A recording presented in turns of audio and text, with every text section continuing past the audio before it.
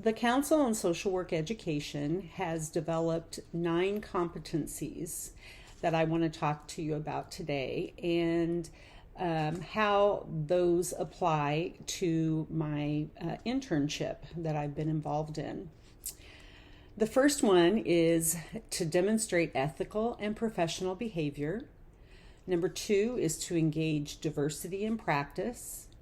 Number 3, advance human rights and social, economic, and environmental justice. Number 4, engage in practice-informed research and research-informed practice. Number 5, engage in policy practice. Number 6, engage with individuals, families, groups, organizations, and communities. Number 7, assess in practice with individuals, families, groups, organizations, and communities. Number 8, intervene with individuals, families, groups, organizations, and communities.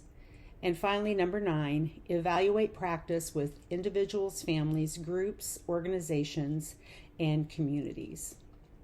So let's start with competency 1. Demonstrate ethical and professional behavior.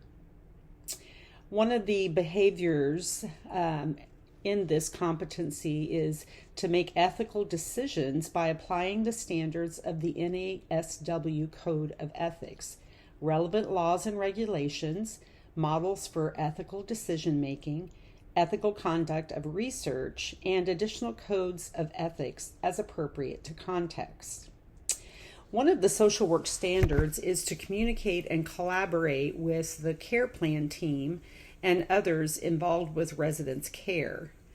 During my visits with a resident at a skilled nursing facility, I have observed the pandemic policies of the facility, which aligned with federal and state policy. I also subscribe to National Consumer Voice, an advocacy group for nursing home regulations and standards, which announced the new federal regulation for nursing homes, lifting the COVID visiting restrictions for visitors. I was able to communicate regularly with the resident social worker and stay abreast of her emotional and physical well-being. Behavior 2 under competency 1, use reflection and self-regulation to manage personal values and maintain professionalism in practice situations. The visits with this resident at the long-term care facility have challenged my instincts of protection and advocacy, and have also taught me to reflect on my feelings about her care and how I am partnering with the provider or being a barrier to her care and what is best for her. When I was frustrated about the lack of information and miscommunication between myself and the social worker at the care center, I sought counsel from my supervisor and listened to the resident and tried to empower her to advocate for herself. Behavior 3 under competency 1 is to demonstrate professional demeanor in behavior, appearance, and oral, written, and electronic communication. I did communicate with the resident social worker at the long-term care facilities through email, phone calls, and in person. My engagement was as a support to the resident and a partner with the provider. All communication was done as a representative of Nourish New Jersey, where I am in my internship, and the communication was done in a professional and positive manner. Behavior 4 under competency 1 is to use supervision and consultation to guide professional judgment and behavior. Throughout my internship with Nourish New Jersey, I had a once-a-week supervision meeting and on-the-job training with 2 LSWs on site. I counseled with one LSW who knows the resident and that I'm working with, and was able to give insights into her needs and challenges. My supervisor listened to the challenges and victories of working with the seniors at the farmers market I attended and with the resident at the facility. When I was unsure of how to go forward with a situation, her guidance, direction, and calm demeanor were key in my professional judgment and behavior in all situations. I also was able to share my personal reflections and emotions as I served in these capacities. Competency 2, engage diversity in practice. Under this competency, behavior 2 says to present self as a learner and engage clients and constituencies as experts of their own experience. During my time with the resident at the long-term care facility, I have been in a process of learning how to advocate for her and when to encourage her to advocate for herself. I discovered that living dependent on others can create a dynamic where one may feel powerless to create change for oneself. I cannot fully understand what a client in her situation is experiencing, but if she is able to communicate her needs instead of depending on others, she is her best advocate, and I will support her. This is a part of the value of self-determination and person-centered care. Behavior 3 under Competency 2 is to apply self-awareness and self-regulation to manage the influence of personal biases and values in working with diverse clients and constituencies. There have been times while visiting the resident in the nursing facility when her unmet needs and the lack of communication between myself and her social worker made me feel frustrated and concerned that she was not hearing the truth from her providers. I shared these feelings in supervision and reflected on them and the frustration that I was experiencing before engaging with the resident or her social worker to make sure I was being professional and not letting my biases interfere with the process. At the farmers market that I attend once a week, in one location, there is a diverse crowd of elderly disabled men and women. One day, a white gentleman from Italy who likes to be funny and barks like a dog while waiting in line for the market to open, a black gentleman approached him and was annoyed and angry about the noise he was making and said something to him. The Italian man yelled back, and this situation was on its way to escalating. There is a security staff member at every market, but I knew both men and especially my Italian friend and went over and tried to de-escalate the situation by being silly. He laughed and the other gentleman stepped back. I felt some anxiety about what was happening and not sure if this was a racial argument, an ongoing situation between the two gentlemen, or just a moment that went wrong. I felt like it was important to stop it before it reached a point where other residents were affected and had to get involved. Competency 3, advance human rights and social, economic, and environmental justice. Behavior 1 under Competency 3 is to apply understanding of social, economic, and environmental justice to advocate for human rights at the individual and systems level. I have been actively involved in watching webinars from the National Associations of Social Worker website, the Consumer Voice website, the Alzheimer's Association website, and dementia care websites during COVID restrictions that have prevented me from being at my internship in person. I'm learning that the federal regulations regarding nursing home care are being examined at the national level, and President Biden is taking steps to improve care by setting higher standards and increasing the number of nursing and other staff members per resident. I've also found that those with Alzheimer's and other dementias require person-centered care by all who provide their care. This type of care is one that focuses on relationship, knowing the individual's likes, dislikes, what is normal behavior for this individual, what is abnormal behavior, and taking time to not view care as a task to check off of your list, but as a relationship-oriented situation. The rights of all individuals apply to those with cognitive disabilities, and training is available to staff of long-term care facilities to administer this type of person-centered care. Competency 4, engage in practice-informed research and research-informed practice. Behavior 3 under this competency is to use and translate research evidence to inform and improve practice, policy, and service delivery. The research I mentioned in Competency 3 has helped to inform my knowledge of the care that is necessary for the population that I want to serve. I realize that knowledge is not complete until I put it into practice. I look forward to engaging with those with Alzheimer's disease and other dementias in a long-term care environment, and I plan to participate in a therapy called validation therapy when I begin to work in this environment, which this type of therapy is just a way to connect, particularly with clients who are at the end stage of Alzheimer's. Competency 5, engage in policy practice.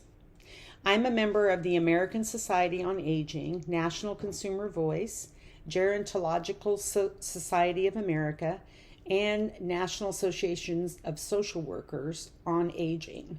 My goal is to provide direct care to the elderly. However, as a social worker, I will also be involved in the community, state and federal policies, and how that impacts the population I'm serving. Whether it is for my own knowledge or to offer education in the community I serve, I plan to educate myself and petition for a better life experience for the elderly in the 21st century.